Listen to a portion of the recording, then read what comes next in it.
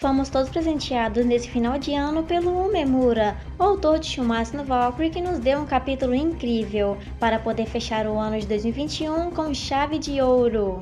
E se vocês quiserem saber de tudo o que vai acontecer, já se inscreva no canal e ative o sininho, que nós já vamos iniciar um pouco da história sobre Qin Shi Huang.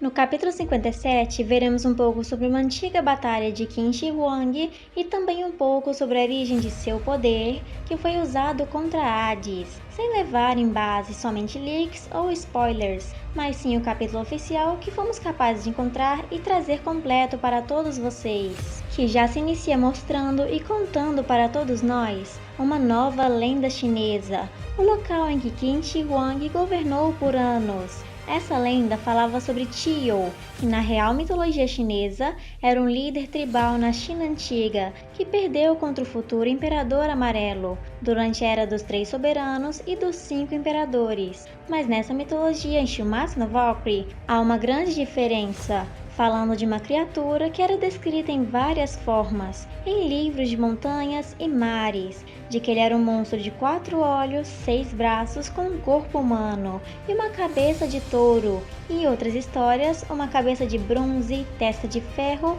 assim como o Tanjiro de Kimetsu no Yaiba que vive dando cabeçadas. Mas Qiyu também era dito por comer pedras e metais como ele mesmo, e no reino de Qi, o povo considerava ele como um deus da guerra, que criou as 5 armas usadas para a batalha: balesta ou besta, espada, alabarda, lança e armadura.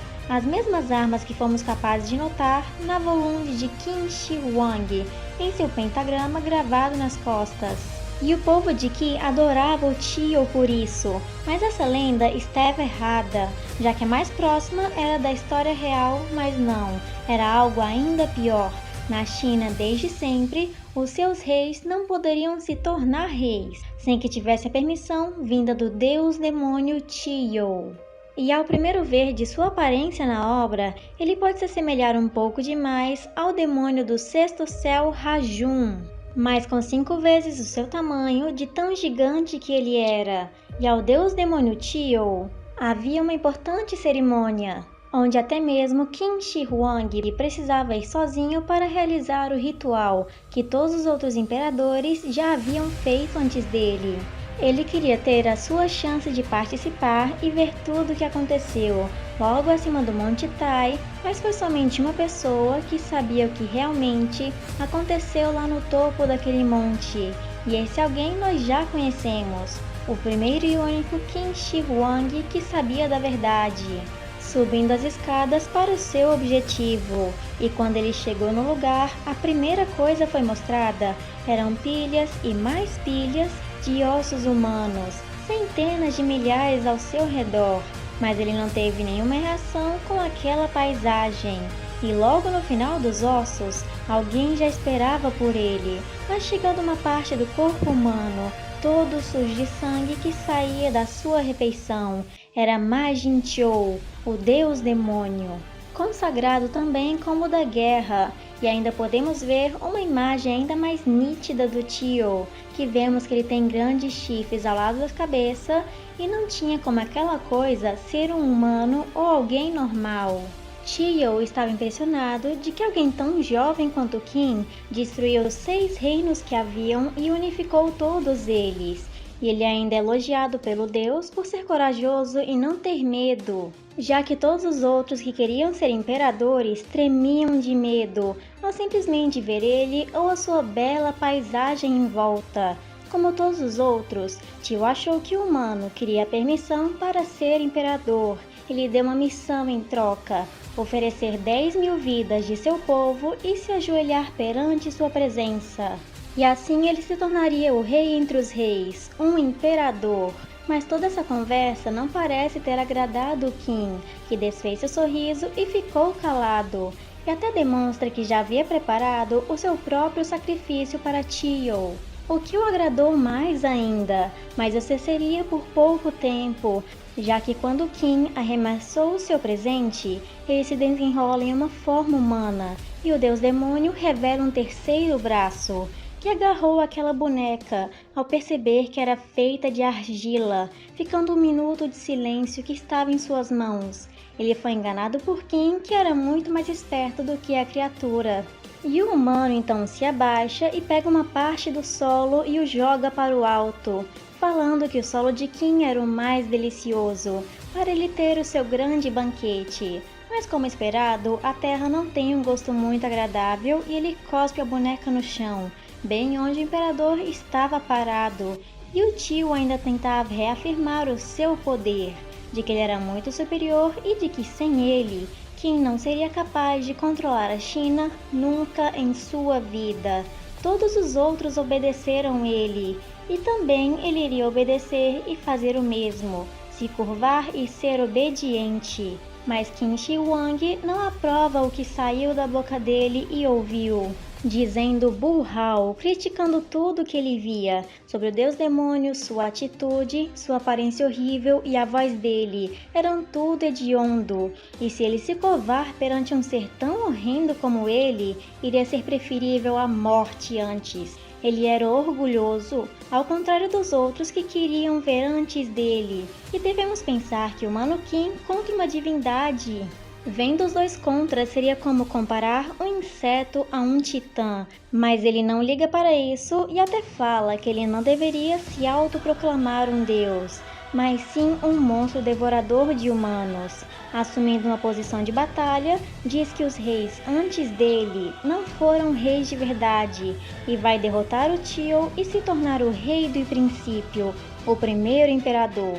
E a raiva do deus demônio era tanta que ele revelou a sua verdadeira forma, enormes chifres, 6 braços, e seu tamanho parece ter aumentado, muito mais do que ele já estava antes. Qin Shi Huang vs Tio, uma luta lenta, porém mortal, que durou 6 dias inteiros, resultando na vitória de Qin e a derrota do deus demônio Tio. Estava tudo acabado finalmente, e daquele momento em diante a história da China foi passada para as mãos de um homem, já que antes, por muitos e muitos anos, era tudo governado por uma divindade, que tinha que aprovar tudo o que eles faziam. E foi assim que o rei recebeu seu nome completo, Qin Shi Huang, ao fazer o ritual acima do Monte Tai, e vemos que até mesmo sem blusa ele tem mais estilo e aparência de rei do que o próprio Hades, e todos nós fomos enganados e refutados, ao pensar que Qin não seria capaz de derrotar um deus sem uma Volunde, ou de até mesmo Tio ser um humano. Mas se ele fosse humano, não seria capaz de ter 6 braços ou chifres. E também arriscamos dizer que Qin Shi Huang é um dos humanos mais fortes que já vimos lutar no Ragnarok. E falando dele, estamos de volta com a verdadeira batalha do Imperador contra Hades. Aquele ataque do humano fez o Hades sair voando para o outro lado de toda a arena, acertando as paredes com todo o impacto. Era inacreditável ver algo como isso, e vamos finalmente ter um pouco mais de explicação sobre o poder do Qin, usado na arena, e ninguém melhor do que isso para Brunhild Valkyria, ela mencionando que era uma técnica que o humano dominou durante sua batalha contra o Tio, a arte marcial suprema que vem dos 5 estilos das armas de combate. Todas diferentes, só que usando o nome de Tio, em homenagem ao seu oponente, que criou essa habilidade em primeiro lugar. E ao ver o que tinha acontecido, se lembra que era a mesma coisa de quando foi arremessado o próprio Ares. Ambas era a mesma situação, só que contra o Hades. Mas para acertar ele, teria que ser uma técnica especial. Mas para a fala do deus da guerra, podemos dizer que esse poder vem completamente de dentro do Qin. E a Volunde é como a sua forma, manifestada de forma física, para poder lhe ajudar mais em defesas e ataques físicos. E como sempre, vemos que Hermes está ali para explicar como aquele ataque foi feito contra o Hades. O Qin refletiu a energia do ataque que ele ia receber e imediatamente lançou de volta para ele, como se ele manipulasse a energia e o ar ao seu favor, se parecendo muito com o Aang de Avatar. Mas continuando, até mesmo Hermes diz que não se sabe nenhum humano ou Deus que poderia ser capaz de fazer isso com Hermes, que acabou de ter um gostinho do seu próprio poder puro contra ele mesmo. Mas tem algo que estamos sentindo muita falta. Faz uns bons capítulos que não vemos nem mesmo Loki e Zeus, que ficam sempre perto de Hermes e dos outros. O que será que eles podem ter feito ou estão fazendo? Eu acredito que ambos estão fazendo uma pequena visitinha ao Buda, já que o Loki sabia de sua traição e o próprio Zeus aprovou que ele tivesse essa pequena mudança de lado.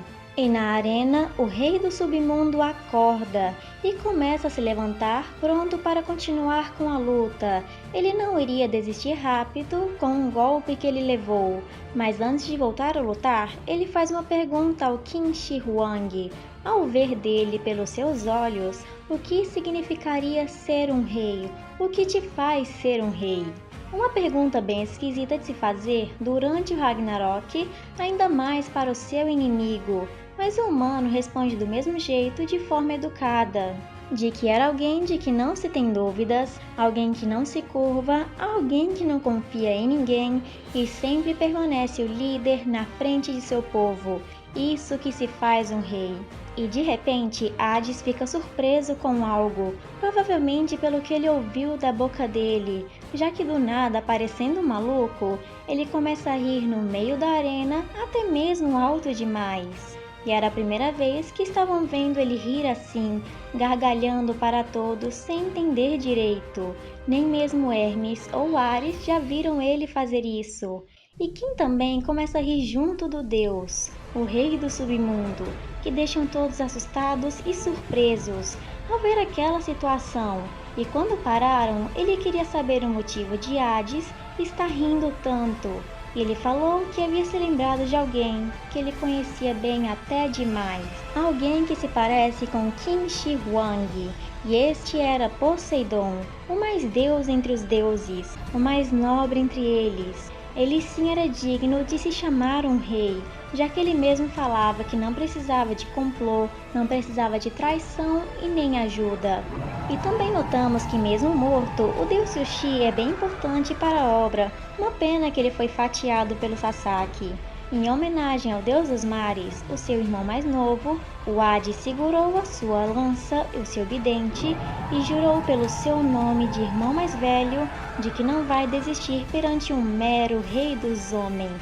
E ele então segurou sua lança bem alto, bem perto de sua mão, uma posição especial de batalha, se assemelhando muito com Meliodas de Nanatsu, e de frente para Kim, que só aguardava por ele, como se fizesse pouco caso de Hades, sem atacar nem se mexer, só fica parado esperando tudo acontecer.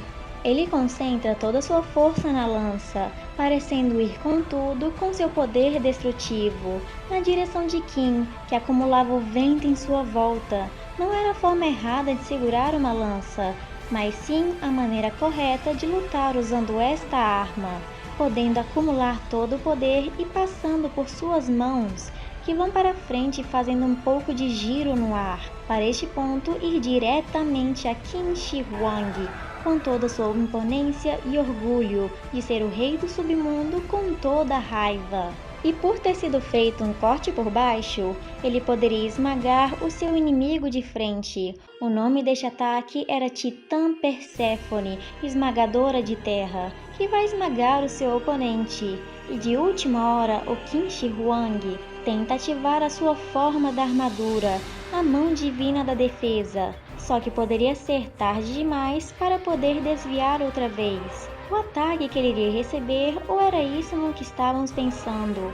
Isso não iria acontecer, e até Hermes já sabia do que estava por vir, e o vidente acertou 100% a defesa de Kim, mas não poderia aguentar nem mesmo se mover, se ele fosse levar todo o peso do deus acima dele, pressionando a sua cabeça com o seu braço, logo por cima do rei dos homens. Poderia ser o fim de tudo se fosse refletido, mas combinando com o poder dele de ir para baixo e puxando, era demais para poder ser refletido, como se sua defesa fosse quebrar. Nem mesmo Kim poderia acreditar no que estava acontecendo agora, de que ele estava indo contra o rei do submundo, que respirava tudo para dar tudo de si.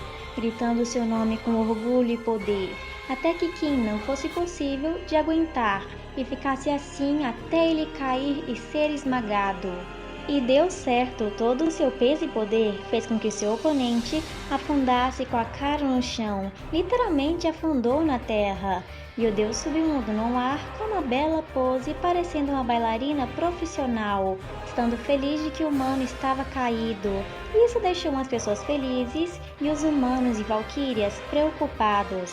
E como sempre, Sasaki Okita assistindo tudo de camarote. Todo aquele ataque não parece nem mesmo ter cansado o Hades, que saiu andando sem nenhum problema com isso. Ele faz até mesmo um favor para todos nós e mostra o corpo caído do humano, dissipando toda a poeira que cobria ele com sua lança. E os imperadores não gostaram de ver o Kim desta maneira. Mas eu acho que ver ele deitado assim de costas merece o mesmo elogio que o próprio Capitão América fez para si mesmo quando estava caído. Essa sim é a bunda da China, muito bem feita. E o Heimdall pensou que ele estava morto, mas ele então cospe sangue e começa a tentar se levantar. E até mesmo Deus fica surpreso de que ele ainda estava vivo. Por sentir a sua faixa encharcada de sangue, ele fala a mesma palavra de quando estava com Tio, Bull-Hao. Hades, subestimando Kim, pergunta se ele está apto para lutar mais uma vez. E sem responder, remove a sua máscara. Era a mesma sensação que tivemos ao ver Satoru Gojo remover a sua fita do rosto. E cada um dos imperadores, ao verem ele sem sua bandana, se curvaram, todos na presença de Qin Shi Huang. Os olhos do imperador são revelados. E quem falar que ele e o Gojo não são parentes, está mentindo. Temos certeza de que o poder para derrotar Hades ou lhe dar uma vantagem estão naqueles olhos, que parecem estar brilhando como se fossem poderosos e especiais. Mas como mencionamos uma vez, ele estar mostrando assim sua carta na manga já no segundo capítulo pode ser tanto a sua salvação quanto a sua perdição, já que a maioria das lutas do Ragnarok duram de 6 até mesmo 10 capítulos. Não era para estar terminando ou até mesmo no seu auge assim tão cedo. E se vocês estão animados para o ano que vem já com o capítulo 58 de Shumatsu no Valkyrie, já deixa nos comentários suas opiniões, suas teorias, que nós gostamos sempre de ler cada uma delas e nos vemos no próximo vídeo! あの海原を見下ろして誰よりも